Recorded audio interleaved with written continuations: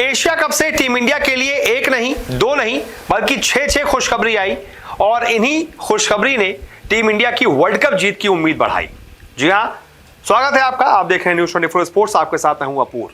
Asia cup से team India को 6 खुशखबरी मिली है। वो 6 फैक्टर्स जो टीम इंडिया के लिए वर्ल्ड कप विनिंग फैक्टर साबित हो सकते हैं, जिनके सहारे टीम इंडिया जो 12 सालों से वर्ल्ड कप जीतने का सपना जो अधूरा लेकर चल रही है वो पूरा कर सकती है।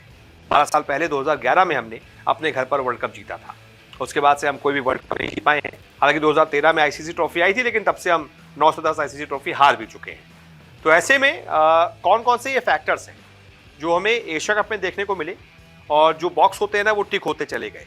तो एक एक करके मैं आपको ये समझाता हूं कि कौन कौन सी ये खुशखबरी हैं जो वर्ल्ड कप के लिहाज से काम आएंगी।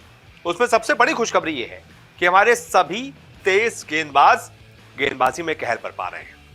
होता क्या था कि टीम इंडिया हमेशा से बल्लेबाजी जिसकी मजबूत है उस हिसाब की टीम मानी जाती थी। बैटिंग हमारी बहुत मजबूत रहती थी, लेकिन गेंदबाजी हम उस पर ज्यादा ध्यान दे नहीं पाते थे।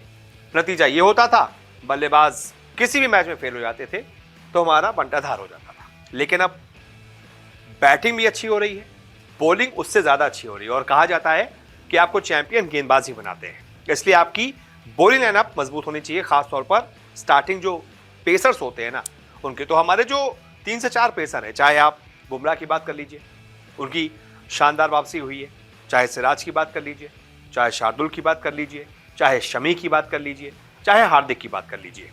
जो एशिया कप अभी गया है उसमें आपने देखा होगा सिराज ने तो पूरे एशिया कप में लगभग 10 के आसपास विकेट निकाल दिए। हार्दिक को भी जहां मौका मिला उन्होंने वहां विकेट निकाले, जब भी बॉलिंग मिली उन्होंने विकेट चटकाए। शार्दुल के साथ भी यही सीन रहा और शमी भी जिस मैच में आए उसमें विकेट निकाला। ऐसा नहीं रहा कि हमारे गेंदबाजों की धार कम दिखाई दी, गजब की धार दिखाई दी और उसी का एक नतीजा रहा कि हमें हमेशा नए बॉल से विकेट मिलते रहे और हम सामने वाली टीम पर प्रेशर बनाते रहे। यही हमें वर्ल्ड कप में भी करना है, यही काम वर्ल्ड कप में हो गया तो बस कोई दिक्कत ही नहीं है। इसके बाद दूसरी खुशखबरी ये कि मिडिल ओवर्स में भी विकेट टेकिंग बॉलर्स हमारे पास हैं और ये टीम इंडिया के लिए ब्लेसिंग इन डिस्गाइज है। क्योंकि हम अगर 1-2 साल पहले चले जाएं, जब कुलदीप यादव नहीं थे हमारे पास, तो मिडिल ओवर्स में हमें थोड़ी सी दिक्कत होती थी विकेट्स निकालने में। नए बॉल से अगर चलिए बुमराह निकाल भी देते थे तो मेरे बीच के ओवर्स में विकेट निकालने में दिक्कत होती थी। लेकिन अब हमारे पास कुलदीप यादव और खासतौर पर रविंद्र जडेजा, यहां तक कि अक्षर पटेल भी, तीनों ने ही गजब की परफॉर्मेंस की है। कुलदीप यादव ने तो 2 ही मैच में 9 विकेट निकाल दिए, 5 पाकिस्तान के खिलाफ निकाल दिए, 4 श्रीलंका के खिलाफ निकाल दिए और अपने 2 ही मैच की परफॉर्मेंस से टीम इंडिया को एशिया कप फाइनल तक पहुंचा दिया।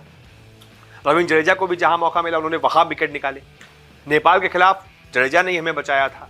यहां तक कि दूसरी जो टीमें हैं, चाहे बांग्लादेश हो, उसके खिलाफ भी हमने देखा कि हमारे बाकी बॉलर्स ने मिडिल ओवर्स में भी लगातार विकेट निकालते रहे और लगातार सामने वाली टीम पर प्रेशर बनता रहा।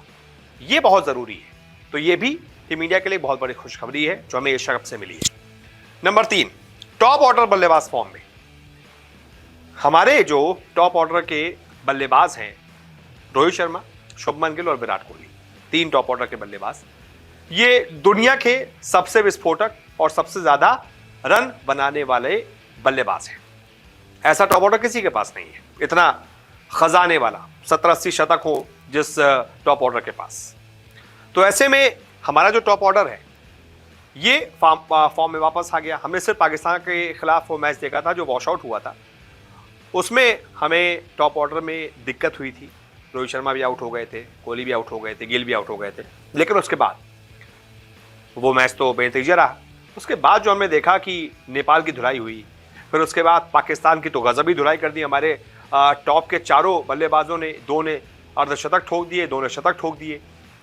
तो ये हर मैच में हो रहा है। उसके बाद फाइनल में तो खैर क्या भी नहीं बनाने थे, लेकिन हमारे टॉप ऑर्डर ने अच्छी बल्लेबाजी की। तो हमारा टॉप ऑर्डर शुभमन गिल हो, रोहित शर्मा हो, विराट कोहली हो, ये फॉर्म में दिख रहे हैं। ये बहुत अच्छी खबर है और अगर यही टॉप ऑर्डर वर्ल्ड कप में भी ऐसे ही चल गया कोई दिक्कत नहीं है फिर तो। इसके अलावा चौथी खुशखबरी है, मिडिल ऑर्डर बैटिंग ऑर्डर की जो प्रॉब्लम थी वो भी अब खत्म हो गई है, सॉल्व हो गई है। क्योंकि बीते काफी दिनों से हम देख रहे थे, बड़ा परेशान थे हम, नंबर 4 पर कौन खेलेगा, 5 पर कौन खेलेगा, कौन परफॉर्म करेगा नहीं करेगा। लेकिन अब हमने देखा है कि अगर टॉप के बल्लेबाज फेल हो जाते हैं तो हमें हमारे पास मिडिल ऑर्डर एक ऐसा है जो अपने ऊपर जिम्मेदारी उठाता है और परफॉर्म करके दिखाता है।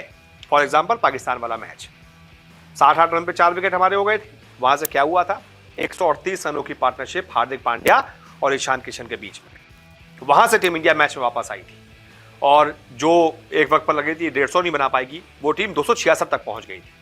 तो ये जिम्मेदारी मिडिल ऑर्डर बल्लेबाजों ने ली थी। यही फिर पाकिस्तान के खिलाफ दूसरे सुपर 4 के मैच में भी हुआ। वहां तो केएल राहुल और शानदार शतक ठोक दिए। यानी कि अब टीम इंडिया की ये जो मिडिल ऑर्डर वाली दिक्कत थी, ये भी दूर हो गई है। ये भी बहुत अच्छी खुशखबरी है। अब आते हैं 5वीं खुशखबरी पर। ऑलराउंडर्स जिम्मेदारी के लिए पूरी तरह से तैयार हैं, ये वो दिखा रहे हैं।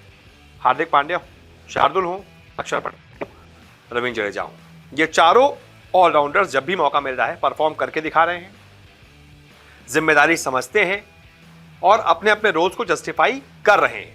ये बहुत जरूरी है एक चैंपियन टीम के लिए। अगर टीम को चैंपियन बनना है तो उसके ऑलराउंडर्स का परफॉर्म करना बहुत जरूरी है। और अच्छी बात यह है कि टचवुड हमारे ऑलराउंडर्स ये कर रहे हैं। और उसके बाद छठी खुशखबरी, नॉकआउट में चोक करने पर लग गया ब्रेक। आखिरकार नॉकआउट मैचेस में जो हम फेल हो जाते थे उस पर एक ब्रेक लगाया, ये बहुत अच्छी खबर है। क्यों? क्योंकि हमने 5 साल पहले एशिया कप जीता था। उसके बाद से हम देख रहे थे लगातार कि किसी भी मल्टीनेशनल टूर्नामेंट में हम नॉकआउट में अच्छा प्रदर्शन नहीं कर पाते थे। 2019 का वर्ल्ड कप हार गए, 2021 का T20 वर्ल्ड कप हार गए, 2021 का WTC हार गए, 2022 का वर्ल्ड कप हार गए, 2023 में हमने देख लिया WTC हार गए। तो ये लगातार हो रहा था, यहाँ तक कि पिछले साल 2022 में एशिया कप के फाइनल तक नहीं पहुँच पाए थे। तो ये दिक्कत थी। लेकिन चलिए, अब यहाँ पर श्रीलंका को बड़े नॉकआउट मैच में फाइनल में हराकर हमने कम से कम ये जो नॉकआउट से बाहर होने की दिक्कत जो थी वो दूर कर ली है। ये बहुत अच्छी खबर है। और अब मुझे लगता है कि टीम इंडिया वर्ल्ड कप जीतने के लिए पूरी तरह से तैयार है और सबसे बड़ी दावेदार है। आपकी क्या राय है बताइएगा। फिलहाल इस वीडियो को देखने के लिए बहुत बहुत शुक्रिया।